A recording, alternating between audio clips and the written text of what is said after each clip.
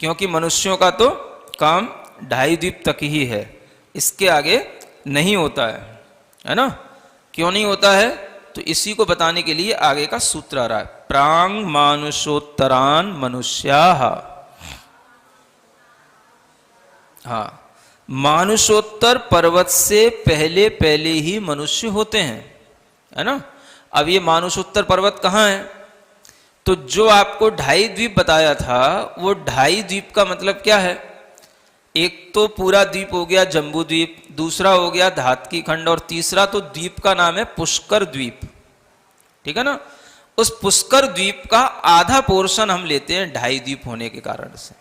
तो वो पुष्कर द्वीप को आधा बनाने वाला जो पर्वत होता है उसका नाम है मानुषोत्तर पर्वत। माने द्वीप के बीचों बीच में वह मानुषोत्तर पर्वत है, जिसके पहले पहले ही मनुष्य होंगे, उसके आगे मनुष्यों का इस सद्भाव नहीं होगा। तो उस मानुषोत्तर पर्वत की ये संज्ञा सार्थक है। मानुष इसके उत्तर माने आगे नहीं जा सकते, इसलिए इसका नाम क्या है? मानुषोत्तर पर्वत, ठीक है ना। इसी पर्वत के कारण से इस द्वीप का आधा भाग हुआ है, और इसके कारण से ही इसका विस्तार जो है वो आधा ही कर्म भूमि में आता है, आधा भोग भूमि में चला जाता है।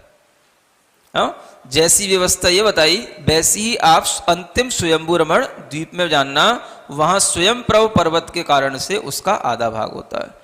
तो ये ढाई द्वीप में जो मनुष्य हैं, उन मनुष्यों के लिए ही ढाई द्वीप के अंदर ही उनका आवागमन, उनका रहना, और इन्हीं स्थानों से उन्हें केवल ज्ञान और मोक्ष आदि की प्राप्ति होना ये निश्चित हो जाता है।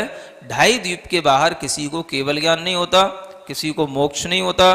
ढाई द्वीप के बाहर से मोक्ष जाने की कोई व्यवस्था ही नहीं है। और जो ऊपर मोक्ष जाने के बाद में सीधा जो ऊपर स्थान है सिद्ध शिला का, वह सिद्ध शिला वैसे तो अपनी बहुत दूरी तक फैली हुई है, लेकिन वास्तव में जो सिद्ध लोक कहलाता है वो सिद्ध लोक केवल उतना ही होता है जितना ढाई द्वीप का विस्तार होता है।